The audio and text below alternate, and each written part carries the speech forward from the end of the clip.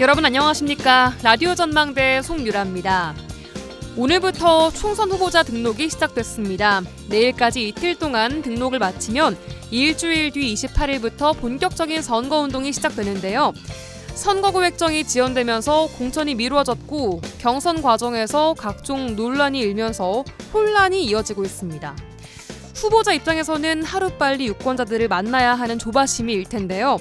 유권자 입장에서는 아마 남은 일주일이 가장 조용한 선거 기간이 되지 않을까 싶습니다. 유세차, 소음에 시야를 가리는 현수막들이 정말 난무하게 될 테니까 말이죠. 그런데 여러분 기억나십니까? 지난해 말 선거구 획정을 앞두고 여야가 시스템 공천을 강조하면서 국민참여 경선제, 국민추천제를 내세웠었는데요. 아래에서부터 후보를 만들어내는 혁신적인 공천제라는 그런 취지 아래서 정말 앞다퉈 강조를 했습니다. 근데 지금은 기억도 나지 않습니다. 일각에서 국민 기망행위라는 비판이 나오는 이유인데요. 국민 투표로 신인 가수를 뽑는 오디션처럼 후보를 내는 방식이 될 수 있을까 기대를 했던 것이 바보 같은 일이었을까요? 그럼 적어도 걸러야 할 후보는 걸을 수 있지 않았을까 싶은데요. 후보들 중 이 사람이 그 사람이고 그 사람이 이 사람인 것 같은 누굴 뽑아야 할지 모르겠는 마음이 서지 않는 건 저뿐만이 아닐 것 같습니다. 오늘 라디오 전망대가 준비한 소식입니다. 뉴스 브리핑 통해 지역 소식들 정리해보고요. 개청 20주년을 맞이한 광양만권 경제자유구역청의 성과와 비전 들어보겠습니다. 이번 주 취재기 민원 해결사, 문화산책까지 이어집니다. 잠시 후에 뵙죠.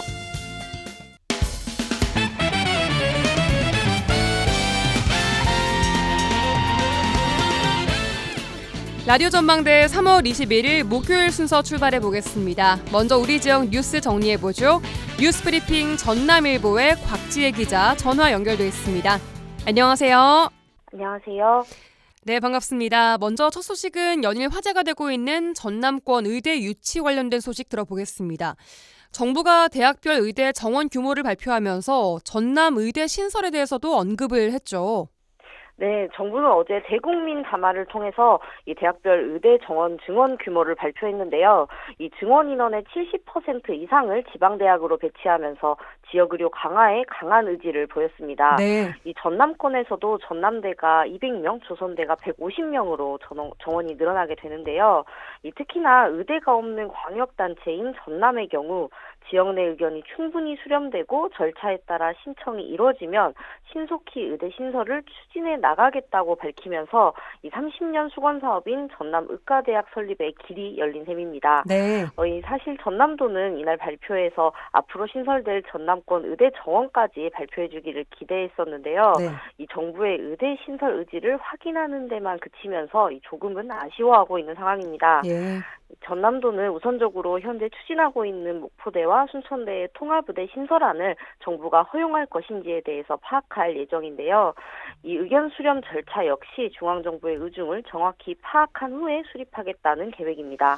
네, 전남도가 통합의대 신설을 계속해서 고집을 하고 있는 상황인데 사실 동부권의 분위기는 조금 다르죠? 예, 처음에 노광규 순천시장이 동부권 단독의대 유치에 대한 입장을 밝히면서 이 동서북 간 지역 갈등이 다시 시작될 기미를 보이고 있는데요. 네. 이 전남도에서도 정부가 언급한 의견 수렴이라는 관점에서 이 상황을 예의주시하고 있는 것으로 보입니다. 이 사실 동부권에서는 이미 단독의과대학 유치 전에 뛰어들었다고 해도 무방한 모습입니다. 이 순천대도 높은 인구 밀도와 산업 현장 등을 이유로 동부권 의과대학 신설의 필요성과 당위성을 강조한 바 있고요. 네. 이 여야를 막론하고 이번 총선에서 순천 지역에 출마하는 후보들도 이 순천대 의대 유치의 타당성에 대한 목소리를 내고 있는 상황입니다. 네. 이 전남도의 의대 통합의대 신설을 철회해야 한다는 주장도 확산되고 있는데요. 이 30년 만에 찾아온 절호의 기회를 두고 전남도가 통합의대라는 원안을 유지하게 될지 아니면 새로운 전략을 내놓을지 주목되는 상황입니다. 네, 또 가장 많은 관심이 몰리고 있는 이슈인 만큼 앞으로 지켜봐야 될 것 같습니다. 다음은 여수로 가보겠습니다. 여수 공항에서 직장 내 괴롭힘과 관련된 2차 가해 문제가 있었다고요? 네, 여수공항에 있는 한국공항공사의 한 자회사에서 이 지난해 11월 직장 내 괴롭힘으로 견책 처분을 받은 선임 직원을 이 피해자들과 분리하지 않아서 이 피해자들이 2차 가해를 당하고 있다는 의혹이 제기되고 있습니다. 네. 네, 사건은 지난해 4월 처음으로 밝혀졌는데요. 이 여수공항에서 일하던 직원 2명이 같은 팀 내 최고참을 직장 내 괴롭힘으로 신고했습니다. 네. 이 피해자 한 명이 다른 팀에서 왔다는 이유로 이 같은 팀 내 직원들에게 이야기를 하지 말라는 등 따돌릴 것을 오. 지시한 건데요. 네. 네, 업무 관련 질문에도 답해주지 않거나 인수인계를 하지 않는 등의 행동이 이어진 것으로 알려졌습니다. 이 사실이 이제 알려지면서 같은 해 11월 해당 선임 직원은 직장 내 괴롭힘이 인정돼서 견책 징계를 받기도 했습니다. 네, 아직도 이런 이야기가 나온다는 게 좀 안타깝기는 합니다. 이 사건의 징계가 확실히 이루어졌다면 분리 조치는 당연한 건데 이루어지지가 않은 건가요? 네, 그렇습니다. 이 징계 후에 피해자들은 회사에 해당 선임의 전보 요청서를 제출했는데요. 이 사실 국내선만 있는 여수공항은 크기가 작아서 업무를 하면서 서로 마주칠 수밖에 없는 구조라고 합니다. 네. 특히 해당 자회사 직원들은 55명 정도에 불과한데 이 사무실 겸 대기실도 방 한 곳뿐이라고 합니다. 그래요. 이 피해자들은 회사가 여러 공항에 지사를 둔 형태로 운영되고 있는 만큼 이 징계를 받은 선임이 다른 공항으로 이동할 수 있는 여건이 충분하고 또 이동해야 한다고 생각한 건데요. 네. 이 실제로도 과거에 여수공항에서 직장 내 괴롭힘 행위자가 다른 공항으로 전보된 사례가 있다고 합니다. 네. 하지만 회사는 여수공항 그 지사 내에서 징계를 받은 선임을 다른 팀으로 임시 배치하는 것에 그쳤는데요. 이 좁은 공항에서 피해자들은 직장 내 괴롭힘을 자행한 선임과 계속해서 마주칠 수밖에 없었던 겁니다. 네. 결국 피해자 중 한 명은 사직서에 직장 내 괴롭힘으로 인한 가해자 분리 조치 미실시라는 사유를 적고 퇴사까지 퇴사를 한 것으로 했어요. 네, 알려졌습니다. 네. 남아있는 피해자 역시 지난해 12월 해당 선임이 이제 관리자로 승진을 하면서 업무 특성상 더 자주 마주치고 또 서로 인수인계를 해야 하는 상황까지 이르렀는데요. 네. 실제 회사의 인사 규정에 따르면 견책 징계 처분을 받은 자는 징계 집행이 종료되는 날부터 6개월 내에는 승진 대상에서 제외된다고 돼 있음에도 불구하고 이 승진이 이루어진 겁니다. 이에 대해서 피해자와 노동조합은 이후에도 여러 차례 해당 선임의 전보를 요구하는 공문을 보냈지만 네. 여전히 분리 조치는 이루어지지 않은 상황입니다. 그렇군요. 이 피해자는 지난달 말 결국 노동청에 진정을 제기하고 또 노조도 이달 초 회사를 고발하기까지 이르렀는데요. 지난주에야 회사가 피해자가 가해자에게 인수인계 등을 하지 말라는 지시를 내렸지만 이 노조에서는 이게 분리 조치가 아니라 네. 피해자가 알아서 피해 다니라는 의미라면서 더욱 반발하고 있는 상황입니다. 네. 이 반면 회사 측은 이를 두고 또 가이드라인에 따라 분리 조치를 했다고 주장하고 있고요. 또 현재 노동청 진정 등이 진행되고 있어서 자세한 답변이 어렵다고 밝혔습니다. 네, 직장 내 괴롭힘 금지법이 시행된 지도 5년이 다 돼가는데 아직도 이런 일이 벌어지고 있다는 게 말씀드린 대로 안타깝습니다. 네, 마지막 소식은 분위기를 조금 바꾸어서 꽃 이야기 해주신다고요? 네, 이번 주면 이제 꽃샘추위도 끝나고요. 주말부터는 완연한 봄 날씨를 만끽할 수 있을 것으로 보입니다. 네. 이 봄이 무르익으면서 동부권 지역 축제들도 줄줄이 이어질 예정인데요. 이 광양 매화 축제에 이어서 내일부터 이번 주말까지 광양 금오동 조각공원 일원에서 제9회 광양 벚꽃 문화제가 진행되고요. 네. 또 올해로 7회를 맞는 광양 천년 동백축제도 이번 주말 옥룡사 동백나무숲 일원에서 펼쳐질 예정입니다. 네. 이 전국 3대 진달래 군락지인 여수 영치산에서도 이번 주말 32회 진달래 축제가 개최되는데요. 네. 이 개막 당일에는 전국 노래자랑 녹화도 예정돼 있어서 많은 맞아요. 시민들이 방문할 것으로 보입니다. 네. 네, 또 순천 삼산동에서는 이번 주 토요일 제10회 용당 뚝방길 벚꽃축제가 개최되는데요. 올해는 특히 동천 국가하천 승격을 축하하는 의미를 더해서 명품 하천의 시작, 분홍빛 머금은 꾸비와 용당 뚝방길에서를 주제로 정하고 이 다채로운 프로그램을 마련했다고 합니다. 네, 근데 이번 주말에 비 소식이 좀 들어있긴 하더라고요. 그래서 네, 많은 그 부분이 분들이 조금 꽃축제 갈 예정인데 걱정이다 하시는 분들도 계시지만 그래도 많이 가실 것 같긴 해요. 그렇죠? 네, 아무래도 이제 봄에 시작 날씨가 많이 풀릴 맞아요. 테니까요. 네. 많은 분들이 방문을 해주실 것 같습니다. 그리고 또 최근 고흥이 우주발사체 국가산단 예탑 면제 등으로 우주산업의 메카로 성큼 나아가고 있는 만큼 네. 또 5월 4일부터는 고흥 나로 우주센터 일원에서 고흥 우주항공축제가 펼쳐지는데요. 이번 축제에도 전국적으로 많은 관심을 가질 것으로 보입니다. 이번 주말 꽃축제부터 오는 5월 우주항공축제까지 올봄은 동부권에서 다양한 축제들로 좀 더 행복하게 보내보셔도 좋겠습니다. 네, 이렇게 5월 축제 일정까지 정리를 해봤습니다. 뉴스브리핑 여기까지 하죠. 전남일보의 곽지혜 기자와 함께했습니다. 고맙습니다. 감사합니다.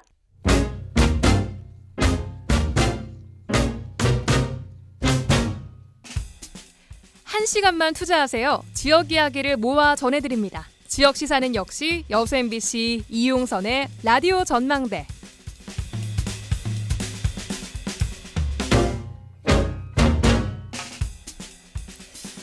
네, 광양만권 경제자유구역청이 개청을 한 지 20년을 맞이했습니다. 그동안 25조 원의 투자 유치와 5만 개의 일자리를 창출하면서 지역 경제의 든든한 한 축을 담당하고 있는데요.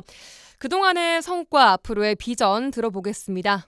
광양만권 경제자유구역청 송상락 청장 전화 연결돼 있습니다. 안녕하세요. 예, 안녕하세요. 네, 반갑습니다. 자, 개청 20주년 축하드립니다. 소회가 좀 어떠십니까? 예, 먼저 이렇게 MBC에서 축하해 주셔서 정말 감사드리고요.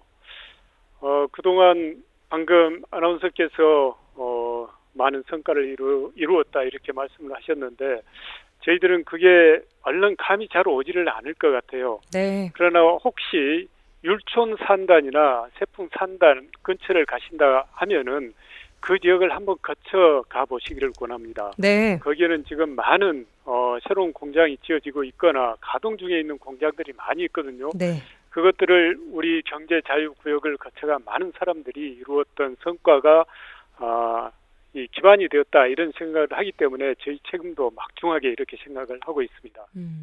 네, 알겠습니다. 경제자유구역청이 전국에 9개가 존재를 하는데 그중 광양만권은 개발 규모나 여러 여건들을 고려했을 때 그중 몇 위 정도 될까요?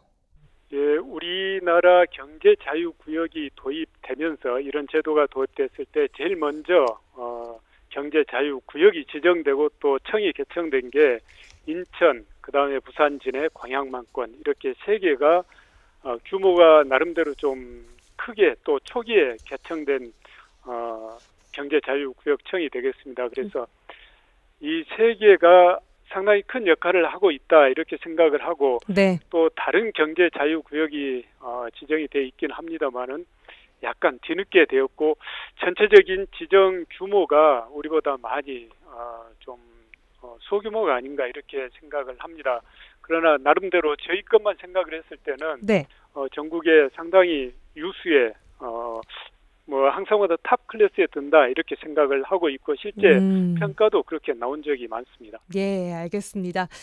자, 제가 앞서 25조 원의 투자 유치 성과가 있었다라고 소개를 해드렸습니다. 예. 광양만권에 입주해 있는 기업들의 경제 지표가 실질적으로 상승을 하고 있는지도 궁금하고요. 또 어떤 부분을 성과로 꼽을 수 있을까요? 지금 현재 우리 지역의 대표적인 주력 산업이라고 하면은 네. 지금도 물론 그렇지만은 철강 산업을 기반으로 한 부분하고 화학 산업을 기반으로 한 부분 이렇게 양축으로 끌어왔었습니다. 네. 그러나 한 2, 3년 전부터 산업 재편이 급속히 진행되면서 저희 주력 산업 그러니까 신규 투자 부분만 봤을 때는 신성장 산업이라고 할 수 있는 2차 전지 관련 산업들 이런 것들이 급속히 늘고 있거든요. 네. 그리고 저희들하고 투자 문의를 하고 있는 기업들도 그런 신성장 산업 부분들이 많이 있습니다. 그래서 저희들은 앞으로도 이런 산업 부분들이 투자가 늘어날 것이다. 지역의 대표적인 산업으로 저희들이 같이 끌고 나갈 이런 산업이다 이렇게 생각을 하고 있습니다. 네. 그럼 일자리 창출 측면에서 실제로 얼마나 성장을 했는지 어떤 성과가 있었는지도 궁금하거든요. 지금 저희들이 지난 10년 동안 순수한 그 종사자 기준으로 봤을 때 우리 이 지역의 산업체 수가 현재 약 700여개가 와 있고요. 거기에서 지금 현재 일하고 있는 분들이 22,000명 가량이 됩니다. 네. 아까 51,000명이라고 그랬는데 여기는 공장 짓는 과정에 여러 가지 다른 일을 하시는 분들도 있고요. 또 실제 일을 그런 일들도 중요하긴 합니다만은 네. 현재 순수하게 산업단지 내에서 일하고 있는 분들 기준으로 봤을 때 네. 약 22,000명이 있다. 근데 이게 한 10년 전만 해도 약 8,000명 수준에 불과했거든요. 예. 그래서 이런 지표로 보면은 우리 경제자유구역 내의 산업단지가 우리 지역 고용이나 그다음에 기업체 수, 그다음에 매출액에 아주 큰 기여를 했다. 이렇게 말씀드릴 수가 있습니다. 예, 알겠습니다. 자, 이렇게 많은 성과에도 불구하고 지난 시간 동안 좀 아쉬운 부분이 있을 것 같거든요. 20년간 저희들이 봤을 때 이 개발 사업이라고 그러는데요. 예를 들어서 산업 단지를 조성하는 것, 관광 단지를 조성하는 것, 이런 것들을 이제 이 부동산을 개발한다. 그래서 개발 사업이라고 하는데 네. 이런 것들이 저희들 당초 계획대로 진행되지 않았었던 이런 부분들이 좀 있습니다. 이것은 우리가 일을 소홀히 했다 하기보다는 예를 들어서 준설토를 가지고 매립을 해야 되는데 준설토가 나오질 않아서 매립이 늦어진다거나 이런 부분들이 좀 원인이 되어서 다소 지연된 부분이 있는데 예. 그러다 보니까 지금 현재 우리 지역에 공장을 지으려고 산업용지를 찾는 기업들이 다소 좀 산업용지가 부족하다 이런 좀 상황에 있기도 하거든요. 그래서 그동안에 저희들이 더 열심히 산업용지를 만들었으면은 그런 기업들까지 다 수용할 수 있었을 건데 하는 이런 아쉬움도 있고요. 네. 그다음에 이제 어떤 경우에는 일부 아주 극소수의 일부 어떤 주민들 이런 분들이 이제 어떤 업체의 그 생산 제품에 대한 공정에 대해서 정확하게 알지 못하고 네. 그게 좀 유해하지 않은가, 위험하지 않는가 이런 것 때문에 약간의 반대 목소리를 내기 때문에 그런 과정에서 기업들이 최종 결정을 좀 주춤하고 있는 이런 상황도 있었습니다. 그래서 이런 것들은 앞으로 저희들이 충분히 좀 설명을 해서 계속 이해와 설득을 통해서 기업과 주민, 그다음에 우리 행정관청이 같이 갈 수 있도록 해 나가겠습니다. 네. 구체적으로 올 하반기 예정되어 있는 착공 계획도 있으시다고요? 순천 해룡산단 2단계를 작년부터 지금 조성을 해오고 있잖아요. 그렇습니다. 산업 단지 차원에서 보면은 해룡 산업단지 2단계를 올 하반기에 지금 현재 보상 중에 있기 때문에 네. 하반기에 착공이 가능할 것으로 보이고요. 네. 광양의 세풍 산업단지도 저희들이 노력을 해서 올 하반기 연말쯤이 될 것 같습니다만은 공영 개발로 전환한 부분에 대해서 착공을 할 계획으로 이렇게 준비 중에 있습니다. 예. 앞으로도 우리 지역 산업단지에 대한 관심을 좀 높일 수 있게 많은 또 노력 부탁드리겠습니다. 자, 그럼 광양만권 경제자유구역을 기업이 선택을 할 때 공장을 지으려고 부지를 볼 때 가장 큰 경쟁력과 또 약점은 뭐라고 보시나요? 이 부분에 대해서 사실 우리 지역 분들도 실감을 못 하시는 이런 분들이 많은데요. 외지에서 특히 제조업을 공장을 지으려고 우리 지역을 살펴보고 설명을 드리면은 네. 우리 지역의 이 제조업 여건에 대해서는 아주 높게 평가를 합니다. 그래요. 그 이유로 들고 있는 게 광양항 그리고 철도와 고속도로 이게 이제 사통 8달로 그러니까 종횡으로 다 연결이 돼 있기 때문에 물류 여건이 아주 양호하다 하는 것이고요. 네. 그다음에 우리 지역의 이 기존 주력 산업들 아까 제가 말씀드렸던 제철소와 여수 석유화학 산업단지 이게 아주 세계적인 이런 단지라고 해도 됩니다. 그래서 여기에서 나오는 여러 가지 제품들을 이용한 이런 짧은 물류 거리들, 물류 비용들 이런 것을 이용해서 우리 지역에 공장을 지으면은 아주 효율적으로 운영할 수 있다 이런 판단을 하시는 것이고요. 네. 그다음에 이제 우리 지역이 지금 광양만권 경제자유구역만 해도 여수, 순천, 광양 또 하동, 경남 하동까지 있습니다만은 우리 지역 전체 인구를 보면은 저희들은 약 80만은 넘는다 이렇게 생각을 합니다. 출퇴근 거리를 감안해서 네. 이 80만 정도의 인구 규모는 상당히 큰 도시 규모나 마찬가지거든요. 네. 행정구역이 나눠져 있지만은 실제적인 한 생활권이나 다름이 없고요. 그래서 공장에서 공장 운영에 가장 필요한 인력 공급을 할 수 있는 인력 베이스가 아주 충분하다. 이렇게 저희들이 설명을 드리면은 다른 지역에서 어려움을 겪고 있는 이런 모든 부분이 우리 지역에서는 별로 어렵지 않다. 이렇게 판단을 많이 하고 계십니다. 네. 그런데 약간 아쉬운 점이라고 하면은 네. 이건 뭐 저희 지역만 아쉽다 하기보다는 우리나라 대부분의 지방에서 다 겪고 있는 문제인데요. 특히 연구 개발할 수 있는 연구기관들 유치에 좀 어려움이 있다 하는 점입니다. 이것은 예. 특히 이제 고학력이라 그럴까 아니면은 아주 수준 높은 연구를 하기 위해서는 그런 그 역량을 갖춘 분들이 많이 올 수 있어야 되는데 수도권에 주로 많이 위치해 있다 보니까 네. 지방으로 내려오는데 다소 어려움이 있는 것 아닌가 이런 생각을 합니다. 그래서 이런 부분에 대해서는 네. 저희 노력만 가지고 힘들고 특히 중앙부처에서도 지방에 이런 부분에 대해서는 다소 인센티브를 수도권보다 더 많이 부여해서 올 수 있는 여건을 충분히 마련해 주는 것이 필요하지 않을까 이렇게 생각을 하고 있습니다. 네, 물론 정부 차원의 협조가 필요한 부분일 것 같습니다. 그 부분은. 예. 네, 오늘 개청 20주년 기념식과 포럼이 열렸다고 들었습니다. 포럼에서 예, 어떤 논의들이 좀 나왔는지도 궁금하거든요. 예, 오늘 개청 20주년을 맞이하여 기념식과 그리고 경제 포럼으로 2차 전지를 주제로 한 포럼을 개최한 바 있습니다.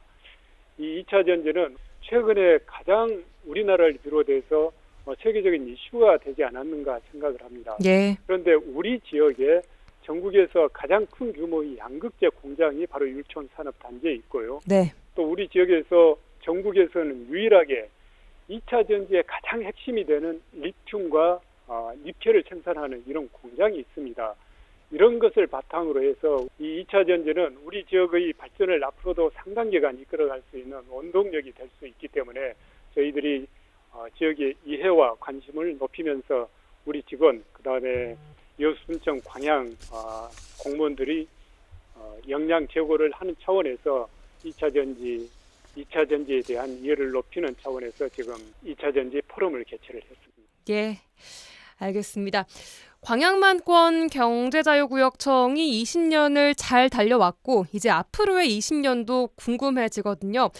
어떤 모습이 될지 궁금합니다. 올해 계획과 또 장기 계획도 알려주시죠. 저는 지역의 발전을 이끌어가는 원동력 중에 가장 중요한 바탕이 경제적인 역량이라고 생각을 합니다. 이것은 이제 기업이 많이 우리 지역에 와서 활동할 수 있는 여건이 마련돼야 되는데 그런 발판을 만들어주는 것이 우리 경제자유구역청의 역할이라고 보고요. 네. 그래서 산업 단지를 기업들이 올 수 있는 충분한 이런 공급할 산업 단지를 만들어 가지고 기업을 유치를 해야 될 것 같고요. 그다음에 우리 지역은 다른 지역에서 찾을 수 없는 자연 여건이 좋습니다. 따뜻한 날씨, 그다음에 남도의 다도해 이런 것을 이용한 관광 단지 여건이 좋기 때문에 국내 관광이 활성화되는 이런 시점에 관광 단지도 이곳에 조성을 해서 많은 분들이 우리 지역에 관광으로 오기도 하고 일자리를 찾아서 우리 지역의 산업 단지에서 일할 수 있는 이런 여건을 만들어 나갈 수 있도록 하겠습니다. 네, 앞으로도 여러 기업에 꼭 필요한 발판 역할을 잘 해주시기를 기대 많이 하도록 하겠습니다. 네, 지금까지 광양만권 경제자유구역청 송상락 청장과 전화 연결해봤습니다. 고맙습니다. 감사합니다.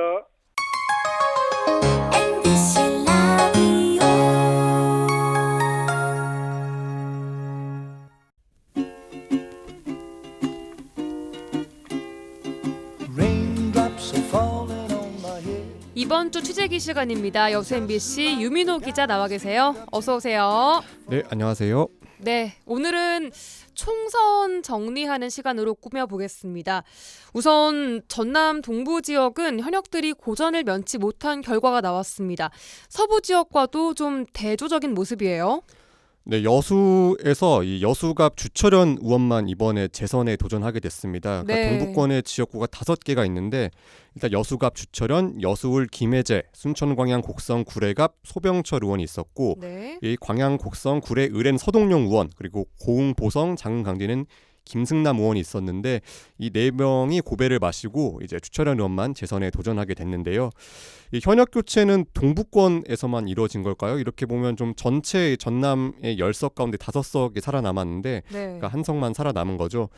이 이제 어제 기자회견에서도 이런 관련 질문이 있었습니다. 네. 어제는 이제 그 주철현 조계원 여수 갑을 후보가 공동공약 기자회견을 발표를 했는데 일단 기자들이 이런 걸 좀 물어봤습니다. 서부권에서는 해남, 완도, 진도 박지원 의원이 5선에 도전하고 네. 담양, 한평, 영광, 장성에서는 이계우 의원이 4선 그리고 또 3선 의원의 재선까지 좀 동부가 서부권에 이제 좀 정치력이 밀리는 것 아니냐 뭐 이런 뭐 우려라고 할까요? 그런 게 좀 나왔는데 확실히 서부권은 다선 의원들이 지금 많이 살아남아 있어요. 그렇죠? 예, 동부와 서부가 나눠서 이렇게 좀 대립하고 분열하는 건 안 됩니다. 그래도 하지만 현실적인 문제들이 좀 쌓여 있기 때문에 이런 질문이 나온 것 같아요. 네. 예, 당장 뒤에서 또 말이 나오겠지만 이 전남 의과대학 설치를 두고 서부권인 목포대와 동부권의 순천대가 좀 이렇게 경쟁을 하고 있고 또 다음 지방선거에서도 차기 전남지사가 누가 될 건지 또 이게 전라남도 도당위원장은 누가 맡을 건지 좀 네. 동서부가 나뉘어서 경쟁할 수 있기 때문에 이 다선과 초선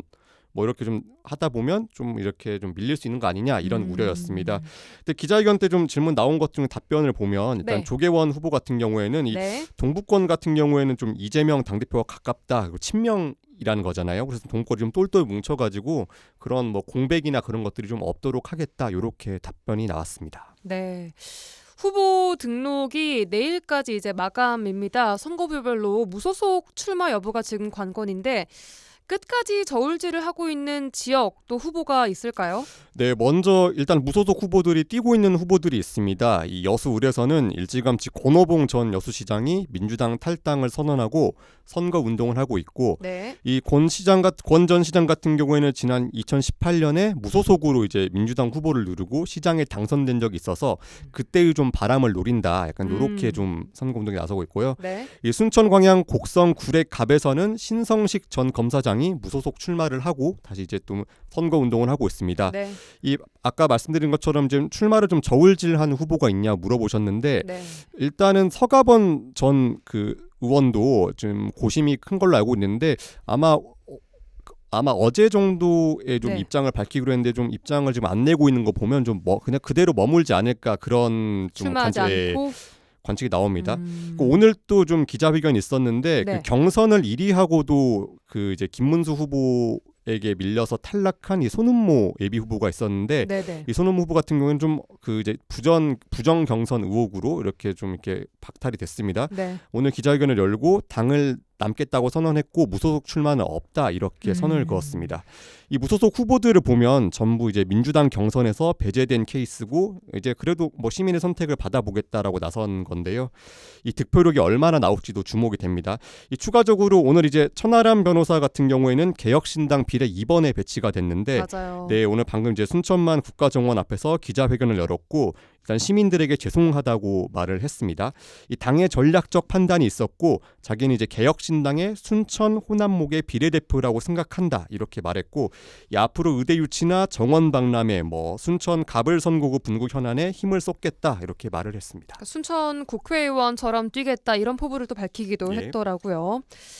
네, 이번 총선의 특징 중에 하나가 또 방송사 주간 토론회 후보들이 난색을 보이면서 무산이 된 경우가 참 너무 많은 것 같아요. 네, 이제 여수 MBC는 최근 민주당 경선 토론회를 좀 3차례 치렀는데 여수 을과 순천 광양 곡성 구례 갑을에 대해서 경선 토론회를 치렀습니다. 네. 일단 제가 뭐 유튜브도 보고 좀 시민들 반응을 보면 좀 긍정적이었어요. 이제 후보자들 간에 뭐 치열하게 공방을 주고받는 경우도 있었고 되게 열띤 토론이 또 펼쳐지기도 했었죠. 예, 토론회 보고 이제 누구를 지지하겠다 결심했다는 반응도 있었는데 네네. 이번에도 저희가 일단 후보들을 통해서 이 본선 토론회도 전부 개최하려고 했지만 이 고보장강 그리고 여수갑 순천 광양 곡성 구례 을에서는 일부 후보들이 좀 불참을 표시했고 난색을 표시했습니다. 네. 좀 아쉬웠긴 하죠. 그래도 이제 맞아요. 예, 다음 주 수요일에 이제 여수을 민주당 조계원, 그리고 국민의힘 김희택, 진보당 여찬, 무소속 권오봉 후보까지 참석하는 그 본선 토론회가 개최되고, 이 다다음 주에도 가장 격전지인 순천 광양 곡성 구례갑 선거구 토론회가 개최를 앞두고 있습니다. 네, 사실 토론회가 많아야지만 유권자들이 선택을 할 수 있는 그런 폭도 넓어지는 것 같고, 어떤 공약이 있는지 이런 것들이 알 권리를 좀 찾을 수 있는 것인데 안타까운 것 좀 같아요. 자신 있게 좀 참석했으면 좋겠어요. 그러니까 폭넓게 맞아요. 좀 이야기 좀 들어보고 했으면 좋겠는데 뭐 그런 부분은 좀 아쉬운 상황입니다. 뭐 저희가 네. 강제로 이렇게 뭐 끌어낼 수는 없는 상황이라서 네. 그렇습니다. 알겠습니다. 자, 마지막으로 취재를 하고 계신 것 한 개 더 여쭤보겠습니다. 지난주 윤 대통령 전남 방문 이후에 의대 이슈가 다시 뜨거워지고 있습니다. 전남도와 순천시의 공식 반응이 엇갈렸거든요. 이후에 업데이트된 내용이 좀 있습니까? 네, 일단 전라남도와 이제 지역은 일단 이 환영 입장이지만 속내는 좀 복잡한 상황입니다. 여기에 대해 어제 한덕수 총리도 이 대국민 담화에서 전남 의대 신설 방침에 이제 쐐기를 좀 박았는데, 네. 일단 의대는 오래전부터 이 동부권인 순천대학교와 그 서부권인 목포대가 유치하겠다고 나선 상황입니다. 맞아요. 이 서부권에서는 이제 섬이 많고 이제 노인 인구도 많아서 의료 취약지가 많다. 그리고 반대로 동부권은 인구가 많고 이 경남 서부까지 의료 수요를 끌어당길 수 있고, 또 국가 산단 등이 있어 산업재해에 특화한 그런 대학병원이 필요하다는 그런 논리로 좀 맞서고 있는데, 네. 이제 경쟁이 과열되는 그 상황에서 지난해 하반기부터 이제 김영록 전남지사가 통합의대 카드를 던졌습니다. 네. 근데 의대를 따로 두는데 운영은 함께한다? 그리고 또 부속 병원은 또 그러면 순천이나 목포 둘 다 둘 것이냐? 어디다 둘 것이냐? 그러니까 지금 순천대, 목포대 통합의과대학을 추진을 하고 있는 것인데 예. 전남도는 예. 네. 이제 실현 가능성도 의문이 제기됐고, 이제 또 이제 대통령이나 이제 국무총리 입장이 나오니까 이 노관규 순천시장과 순천대학교가 최근 단독 유치를 하겠다라고 강하게 의사를 표시를 했습니다. 순천대예요. 네. 예. 다시 좀 동서가 나눠지는 양상인데, 이거에 대해서 전라남도는 이제 원칙적으로는 통합의대를 유치하겠다 입장 고수했지만 네. 그래도 단독 유치 가능성도 일단 열어둔 상태입니다.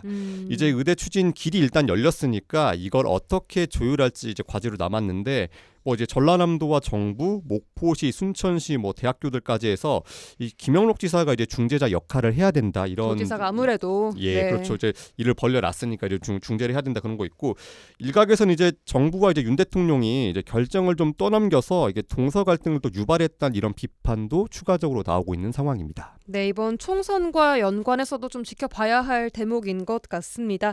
네, 이번 주 취재기 여기까지 듣겠습니다. 여수 MBC 유민호 기자와 함께했습니다. 고맙습니다. 감사합니다.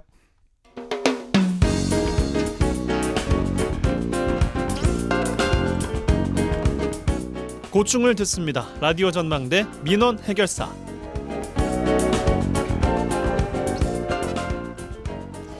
네, 이미지 리포터와 함께하겠습니다. 어서 오세요. 네, 안녕하십니까? 네, 3월 신학기가 시작되면서 방학 동안 조용했던 학교 앞이 복잡해지면서 아이들의 등하교로 인한 교통 혼잡이 벌어지고 있는데요. 얼마 전 여수 시내 초등학교 2개소에서는 어린이 안전을 위해서 어린이 안심 승강장을 설치를 했습니다. 네. 이게 미니 버스 정류장 같은 거여서 약간의 그 안전을 위한 공간이 따로 마련됐다, 이렇게 볼 수 있겠는데요. 네. 이후 다른 학교 앞에도 이걸 설치해야 한다는 목소리와 함께 설치에 앞서 안전을 위한 고민이 더 필요하다, 이런 지적이 함께 나오고 있습니다. 네. 지난 14일 여수 웅천 송현초등학교에 어린이 안심 승강장이 설치됐습니다. 이 안심 승강장은 하교를 하는 학생들이 길가에서 위험하게 버스 등을 기다리는 불편을 해소하고 이 안전한 통학 환경을 조성하기 위해서 여수시 내에 최초로 설치했습니다. 한국교통안전공단의 조사 결과 어린이 교통사고는 등교 때보다 하교 시간에 더 많이 발생하는 것으로 나타났는데요. 초등학생들이 대부분 학교를 마치는 시간인 오후 2시에서부터 6시 사이에 발생한 사고가 전체 사고의 42.1%를 차지합니다. 네. 이 때문에 학부모들은요, 어린이의 안심 승강장을 초등학교 앞에 필수적으로 설치해야 한다고 얘기하고 있습니다. 네. 부모님들이 학교 가는 우리 아이들에게 가장 많이 하는 말 중에 하나가 차 조심해라 일 텐데, 네. 또 아이들이 학교 후에 학원 차량을 타고 학원으로 이동을 하는 경우들이 많아서 걱정이 좀 많이 되는 것 같아요. 네, 이 학교 앞에요, 학원이 있지 않는 경우에는 대부분 학원 노란버스를 많이 이용합니다. 이 학생들의 학교가 시작되는 오후 1시부터 3시까지는 초등학교 앞에 노란 승합차들이 줄줄 서 있는데요. 이 어린이 안심 승강장이 없는 학교 앞은 이 학교 앞 골목이나 주차가 가능한 곳마다 이 학원 차량이나 부모님 차량들로 북적이고요. 아이들은 주차된 차량 사이사이를 오가면서 위험한 상황이 발생합니다. 또 차량들도요, 아이들을 모두 태워하기 때문에 빠른 시간 내에 이 자리에 뜨지 못합니다. 이 대류본에 있는 학교의 경우에는 차량이 정차하기도 힘들어서 아이들은 차량이 올 때까지 대류본 인도에서 차량을 기다리는데요. 아이들 가만 서 있지는 않죠. 네. 막 움직이다 보니까 더 위험한 상황이 많습니다. 이런 위험을 줄이기 위해서요, 일부가 아닌 대부분의 학교 앞에 어린이 안심 승강장이 필요하다고 지적합니다. 저기 앞에서도 막 내리기도 하고 그러더라고요. 한꺼번에 올 때는 되게 위험해요. 애들이 막 뛰거든요. 생각지도 않게 막 이쪽으로 뗐다 저쪽으로 뗐다 막 이러니까. 당연히 학원차가 앞으로 오면 더 안전상으로는 더 좋죠. 신호등을 한번 건너야 되는데 안 건너고 바로 타는 게 확실히 더 좋죠. 학원 버스는 보통 이쪽으로 많이 와요. 여기는 특히 더 위험해요. 여기 밑에는 아이들이 신호등이 있기 때문에 기다리지 않아요. 저기로 건너야 되기 때문에 많이 위험은 하기는 해요.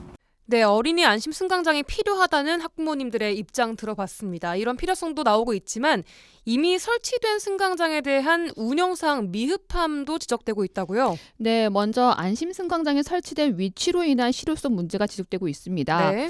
이 송년초의 경우에는요, 학교 교문 앞 바로 앞에 이 안심 승강장이 설치되어 있습니다. 네. 그래서 학생들이 학교로 하면 바로 학원 버스를 이용할 수 있도록 되어 있습니다. 네. 그런데 웅천초의 경우는요, 정문에서 한 80m 정도 가량을 걸어와야지 안심 승강장이 나옵니다.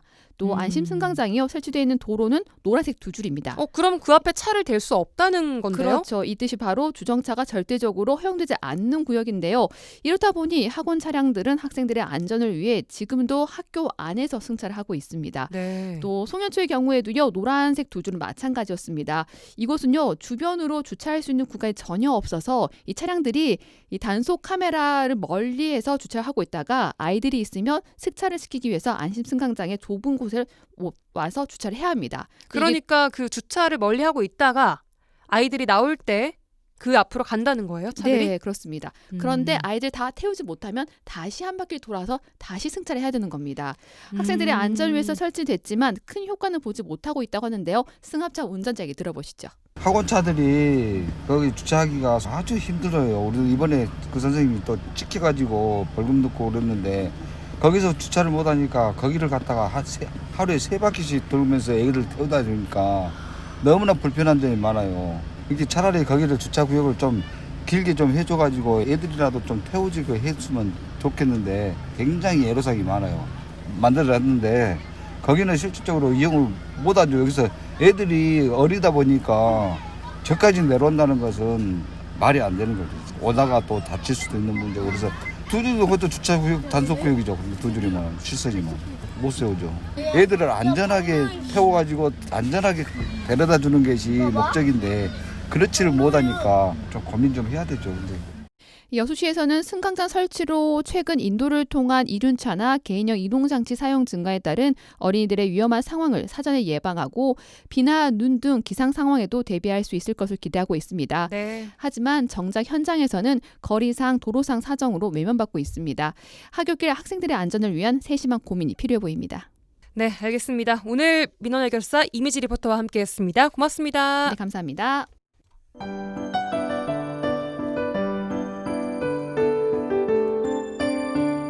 라디오 전망대 문화 산책. 네, 김지연 리포터와 함께합니다. 안녕하세요. 안녕하세요. 네, 이번 주는 어떤 분 만나고 오셨나요?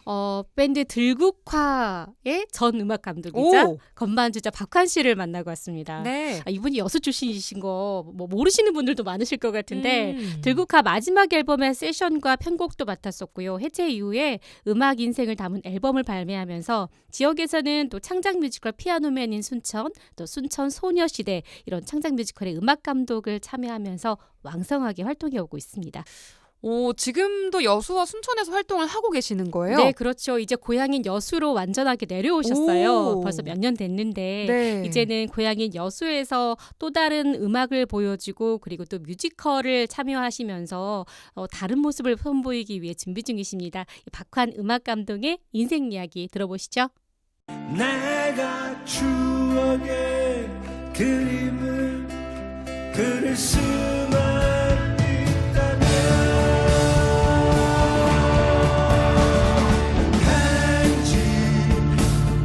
안녕하십니까. 들국화 음악감독 여수 출신 박환 환입니다. 저는 들국화에서 음악 감독이라는 역할은 밴드의 편곡과 레코딩 이런 모든 부분에서 음악적으로 감독의 역할을 하는 게 음악 감독직인데 팀의 키보드를 제가 하면서도 음악 감독 역할을 같이 했던 그런 상황입니다. 여수 출신이 들국화 멤버셨다고? 이렇게 처음 들으시는 분들도 있으실 것 같아요. 어떻게 시작이 된 거지? 라는 게 굉장히 궁금할 것 같거든요. 예. 그 이야기를 하자면 제가 이제 어린 시절부터 이야기를 해야 되는데 네. 둘째 누나가 고등학생 때고 저는 초등학생 때인데 그때 70년도에는 그 청바지 통기타 문화가 엄청나게 유행하던 시절이라서 누나가 어느 날 통기타를 하나 사왔어요. 난 지금도 잊어버리지 않는데 여고 시절이라는 그 곡을 통기타로 치는 걸 뒤에서 보다가 그 우연히 그 노래책에 손가락 모양이 나온 그런 게 있었어요. 그래서 그게 재밌어가지고 처음부터 끝까지 넘겨가면서 그거를 화성의 체계를 약간 이해하게 됐죠. 그리고 기타를 그때부터 쳤어요. 이제 본격적으로. 제가 재능이 좀 있었던지 6학년 무렵에 상공회의소라고 옛날에 있었어요. 듀엣이죠. 그때 당시에 4월과 5월이라는 팀인데 거기에 돌아가신 김종호 씨가 그 멤버였었어요. 오리지널 멤버는 백순진 씨라는 분인데 그 두 사람이 초청을 받아서 공연을 왔는데 여수에서 제가 게스트로 중간에 나간 거예요. 와. 초등학교 5학년 아니면 6학년 때인데 그래서 제가 두 곡을 거기서 했어요. 연주를 했어요. 기타곡 연주곡 하나 그 다음에 노래를 한 곡 했어요. 그걸 듣고 나더니 그 4월과 5월 팀의 매니저가 저한테 서울 가자고 그랬었는데 우리 어머니가 이제 반대를 했죠. 기타를 치다가 피아노로 바꾸게 된 동기가 그 이사를 갔어요. 그 동산동이라는 곳으로. 근데 집안이 좀 가세가 기울어서 여수에 택시 회사를 굉장히 크게 하셨는데 그 사업이 좀 망하시는 바람에 돌아가시게 됐는데 합병 비슷하게. 그래서 이제 갑자기 하루아침에 가세가 기울고 빚잔치하고 하니까 방법이 없어가지고 이제 고수동 그 좋은 집에서 살다가 동산동으로 이사를 가서 근데 거기에 교회가 하나 있었어요. 동산교회라고. 그 교회 목사님이 서울에서 오신 분인데 동네 꼬마가 기타를 치고 이런 걸 봤어요. 그래서 저를 어느 날 꼬시더라고요. 교회 나오라고. 사탕을 몇 개 주시고. 그래서 교회를 갔더니 목회 일만 하시는 게 아니고 피아노를 또 치세요. 그분이. 책을 한 권 사주더라고요. 제일 기억에 남는 거는 또 저희 목사님이 그런 음악 청소년들이 음악 활동하는 거를 굉장히 좋아하셔가지고 제가 제안을 한번 해서 시민극장에서 극장을 대관을 해가지고 청소년 음악회라는 걸 주최를 또 해주셨어요. 이렇게 음악에 끼가 있는 사람들을 몇 팀 해가지고 그런 공연도 제가 했어요. 청소년 음악회라고 그러죠. 그때부터 뭔가 기획을 하고 네. 감독을 하고 네. 그리고 사람들을 발굴해내고 네. 그런 쪽에도 관심이 많았고. 예, 맞습니다. 2012년 또 이제 먹고 살아야 되니까 엑스포 때 이제 보려고 엑스포 앞에다가 갓김치 샵을 하나 오픈을 했어요. 개장하자마자 한 열흘 지났나? 근데 갑자기 성원 형이 전화 온 거예요. 다시 저기 들국화를 재길성하면 어떻겠냐고. 대신 피아노는 환희가 쳐야 되고. 그날 저녁에 나한테 전화 왔어요. 성원 형이. 네가 꼭 와줬으면 좋겠다. 왜 저가 가야 됩니까? 그랬더니 네가 지금부터 들어가서 들국화가 어떤 팀인지를 네가 알아야 된다는 거예요. 앞으로 이 팀이 깨질지 어떤 그런 상황 전체를 네가 들어가서 봐야 된다는 거예요. 그러니까 이게 역사의 산 증인이 될 수도 있잖아요. 저의 얘기가. 3년 동안의 공연 상황에 대해서 전체 그들의 삶, 그다음에 그들의 연습, 그다음에 인간적인 모습까지 제가 다 알고 있으니까 제가 산 증인이 되는 거예요. 들국화라는 팀이 가지고 있는 특수성이 좀 있어요. 다른 밴드들하고는 다르게. 근데 일단 개성이 강해요. 그 두 분이. 전인권 씨하고 최정은 씨가. 근데 그걸 음악적으로 화합을 시킨 건 사실 저의 역할이 굉장히 컸어요. 모든 팀원들을 어우르게 해서 그분들뿐만 아니라 다른 세션들도 그때 3명이 더 있었거든요. 전체 7명의 제가 리더였으니까 연습 스케줄부터 레파토리 초이스부터 순서나 이런 걸 제가 굉장히 많이 관여를 했고 저의 색깔이 편곡에 묻어나기 시작하는 거예요. 솔로 앨범을 내시고 예, 저는 이제 그러고 나서 한 2년 후에 그동안 제가 써놨던 곡들 중에서 5곡을 초이스해가지고 미니 앨범을 하나 냈어요. 그게 저한테는 굉장히 의미가 있었던 게 평창 동계 올림픽 총 연출을 했던 연출가 양정웅이라는 친구를 제가 20대 후반에 만났어요. 극단 여행자 대표. 예.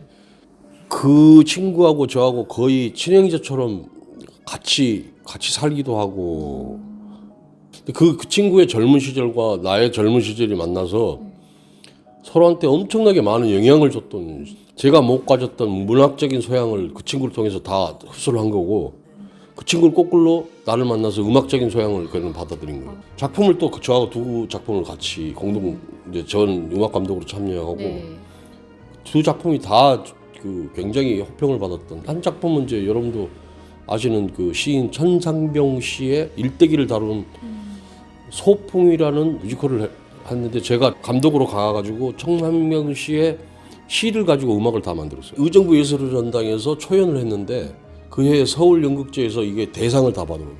상을 5개인가 받았어요 거기서. 그러니까 어쨌든 그렇게 해서 그 양종이라는 사람을 만나서 제 인생이 굉장히 바뀌었죠. 순천에서도 뮤지컬 작품들 순천 소녀시대나 그리고 또 피아노맨인 순천 이 작품들 뮤지컬로 또 감독 참여를 하셨단 말이에요. 사실은 순천시에서 제의가 왔어요. 저하고 공동 대본을 쓰신 분이 정우철 감독이라고 해서 임창정 주연의 사랑이 뭐길래라는 그 감독인데 둘이서 이제 한 달 정도를 같이 있으면서 쓴 대본이 피아노맨 있는 순천이에요. 그게 첫 작품이 인연이 돼서 두 번째 작품을 저한테 의뢰가 왔는데 이번에는 거꾸로 이런 내용을 좀 써달라고 순천시에서 온 그 스토리가 왔었어요 저한테. 그게 순천 소녀시대. 예. 글을 모르는 어르신들의 이야기를 텍스트를 해서 좀 써달라 그래서 제가 이번에는 제 혼자 대본을 다 쓴 거예요.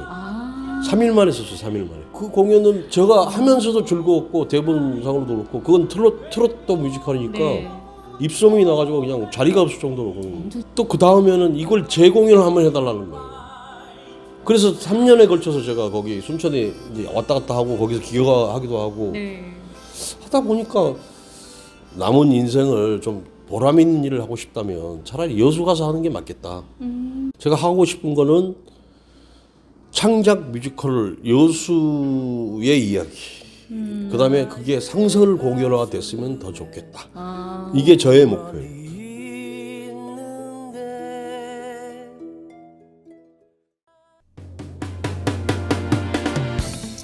라디오 전망대 3월 22일 목요일에 준비한 내용 여기까지입니다. 저는 진행자의 휴가로 대신 진행을 맡은 송유라였고요.